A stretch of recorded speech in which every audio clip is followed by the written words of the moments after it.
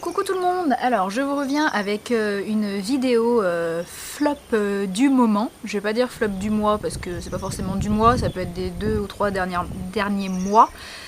Putain, il y a encore mon chat qui est en train de me coller, mais c'est pas possible. Oh oui. Allez, redis bonjour encore. Bonjour, ça, trop bien. Voilà, ça m'a saoulé. Bref, vous voyez que l'arbre derrière moi déjà il est nettement moins en fleurs, hein. Il y en a plus de fleurs d'ailleurs, c'est tout barré partout. Enfin bref, on s'en tape, à part tes faits.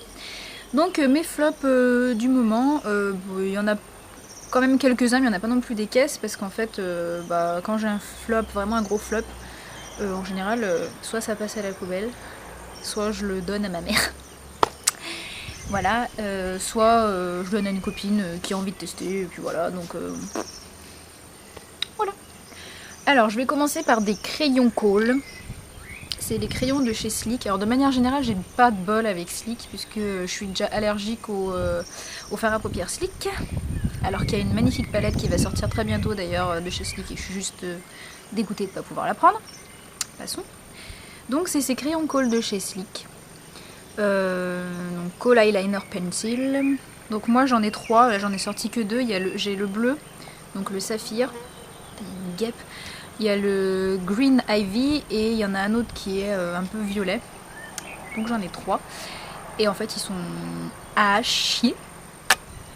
Alors c'est pas que les couleurs sont... Alors déjà, packaging j'aime pas trop en fait. Ça fait un peu crayon de couleur.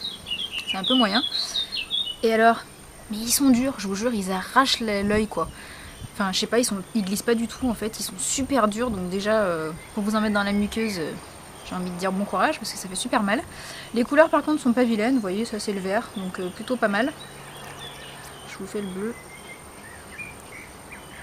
qui est juste au-dessus. Enfin voilà, les couleurs sont plutôt sympas, mais alors franchement ils sont vraiment trop durs. Et du coup en fait on est obligé en plus d'appuyer comme une brute pour que ça glisse. Donc j'ai essayé avant de les mettre, de les chauffer un petit peu sur la main et tout, etc. Et ça change que dalle. Ça marque quasiment pas dans la muqueuse. Par contre je pense que ça doit assez bien marcher juste en eyeliner quoi au-dessus. Mais après franchement ils font mal quoi, ils glissent pas. Donc ils coûtent pas très cher, mais franchement c'est de la daube. Donc je vous les conseille pas du tout. Voilà. Par contre vous voyez, c'est marrant parce que sur la main ils tiennent carrément bien. Parce que là je m'acharne à essayer d'y enlever. Vous voyez, ça part pas. Enfin, pas très bien. Bref. Ensuite, ce que j'ai pas aimé non plus, c'est le volume million de cils version waterproof. Mais j'avoue que c'est un peu... j'ai pas aimé pour une simple raison, c'est qu'en fait j'y suis allergique, mais allergique genre urticaire. Vous voyez, c'est pas genre l'allergie qui vous brûle les yeux.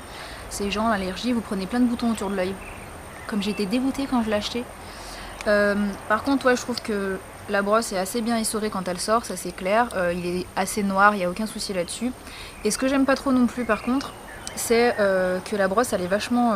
c'est hyper souple en fait. Et j'ai pas du tout l'habitude de genre de brosse trop souple comme ça. Et en fait j'ai l'impression que ça se barre un peu dans tous les sens quand j'essaie de le mettre. Donc j'ai pas trop aimé non plus la brosse en fait. Donc du coup ça sera un flop. Hein, voilà. Après ce que j'ai pas aimé du tout non plus, c'est les rouges à lèvres NARS que j'ai eu en solde chez Sephora pendant les soldes. Et sans déconner, mais c'est de la merde. C'est un truc de dingue. J'étais dégoûtée en fait, hein, parce que je crois que c'est le genre de rouge à lèvres qui coûte, je sais pas moi, 20-25 euros, j'en sais rien, je sais plus exactement le prix. J'irai regarder. Mais c'est une dope quoi. Alors comme ça, les couleurs ont l'air sympas. Mais alors quand vous les passez, non mais c'est transparent quoi. Je sais pas si vous voyez. On voit quasiment que dalle au niveau des couleurs. Alors que pourtant ça a l'air vachement pigmenté. Et puis alors, ça glisse pas mal quand même au niveau de l'application, mais alors par contre sur les lèvres ils sont pas spécialement agréables. En fait ils tiennent pas, mais pas du tout. Vous voyez, c'est un peu comme les NYX si vous voulez, ils tiennent pas du tout alors que c'est quand même des rouges à lèvres NARS quoi, donc ça fait un peu chier. Voilà, j'en ai un autre qui genre a l'air trop beau, trop rose et tout, vous le mettez sur la main, il n'y a plus que dalle. Donc imaginez, enfin, quoique ça ressort mieux sur la main que sur les lèvres, mais franchement ils sont quasiment transparents et pour le prix ça fait un peu chier d'avoir des rouges à lèvres transparents en fait. Enfin, moi ça me gonfle. Donc les rouges à lèvres NARS qui tiennent pas, et les payer 20 et quelques euros, je sais plus combien, franchement, trace ta route. Ensuite, j'ai ce putain de pinceau de chez Sigma, un pinceau... Putain, il vient de faire un vol plané, sympa, j'aurais plus qu'à aller le laver. Donc un pinceau poudre de chez Sigma, donc c'est le SS150, je sais plus maintenant les nouvelles appellations. Alors je sais pas si c'est les anciens pinceaux qui étaient de la daube comme ça, si les nouveaux avec les nouvelles appellations ont un petit peu changé ou pas. Mais genre c'est une grosse daube quoi, enfin il est doux, hein, donc ça va, on se dit oh trop bien, il est trop beau, il est magnifique, il est noir, il est classe et tout. Par contre, quand vous le lavez, il crache bleu, mais sans arrêt en fait. Il s'arrête jamais de cracher bleu. Donc la teinture elle se barre en fait sans arrêt et à chaque fois que vous le lavez, il crache bleu. Donc la seule solution que j'ai trouvée, c'est de lui faire un bain de vinaigre blanc, hein, pour que ça dégorge une bonne fois et qu'on n'en parle plus. Donc ça a plutôt bien marché. Mais maintenant j'ai l'impression qu'il sent un peu une odeur bizarre malgré que je l'ai relavé 50 fois. Et puis alors, mais que ce soit avant vinaigre blanc, après ou n'importe quand. Mais qu'est-ce qui perd ses poils, je vous jure. C'est le pinceau que je dis à chaque fois qui va finir chauve. Et je vous jure qu'il va finir chauve, c'est pas possible. Je me retrouve avec je sais pas combien de poils de pinceau en une application. Je sais pas, je fais ça. Je me retrouve avec je dirais bien 5-6 poils de pinceau sur la tronche collée quoi. Et ça c'est pas possible pour un pinceau poudre quoi. Et pourtant je vous jure que je m'en sers encore. Parce que j'ai que celui-là qui est vraiment doux en fait. Donc voilà. Enfin, ouais, il faudra peut-être que j'essaie d'en commander un chez ELF, mais j'aime bien avoir du coup mes pinceaux de la même gamme, vous voyez, mes pinceaux Sigma, je les trouve jolis et tout, donc voilà. Mais c'est une catastrophe quoi, je suis en train de le regarder et je vous jure, il a dû perdre plein de poils déjà. Donc bref, celui-là, franchement, c'est vrai que les pinceaux teintes chez Sigma, c'est quand même pas gêne. Hein. Le pinceau Duo Fibre aussi, il perd ses poils, enfin maintenant un peu moins. Mais il dégorgeait mortel, j'ai été obligée de le tremper dans le vinaigre blanc. Ah bon. Donc super. Et ensuite, alors un autre flop. Donc c'est pour les cheveux. Je sais pas pourquoi, j'ai eu une envie subite de volume.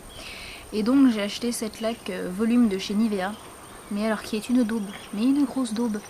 Donc c'est la laque volume sensation. Mais c'est une pure daube. Même ma mère elle a essayé, elle a trouvé qu'elle était à chier. En fait, c'est censé donc vous donner du volume et tout, mais en fait, c'est... Alors déjà, ça donne pas de volume du tout, hein, c'est pas du tout. Mais alors en plus, ça vous fait les cheveux poisseux. Et pourtant, j'en mets pas des tonnes, parce que j'aime pas la laque à la base, hein, mais c'est de la merde en branche. Mais alors, un truc de dingue. Ensuite, un autre truc que j'ai pas du tout aimé, et pourtant, Dieu sait que j'aime Bioderma, c'est le déodorant Bioderma, de la gamme Créaline, qui est pour peau sensible, etc. Alors, ils disent que c'est sans sel d'aluminium, sans alcool, hypoallergénique et tout. Enfin, c'est un truc de dingue. Hein. Et ben, je peux vous dire, c'est une catastrophe. Alors déjà, bon, ça se présente sous forme de déobi. Hein. Alors déjà, il schlingue. Alors moi, personnellement, déjà, je trouve qu'il sent la transpi de base. Alors, si vous voulez, sympa. Déjà, vous puez, vous en rajoutez une autre couche. Pas du tout l'odeur. Après, quand vous l'appliquez, vous avez genre 1 tonne de produit sous l'aisselle. Donc quand vous enfilez un truc, vous êtes obligé soit de les sécher pendant une demi-heure, parce que France, sans déconner, ça sèche pas en plus. Soit vous enfilez votre pull, vous avez des traces dessus, c'est dégueulasse. Et en plus, je trouve qu'il est pas spécialement efficace, en plus de ça.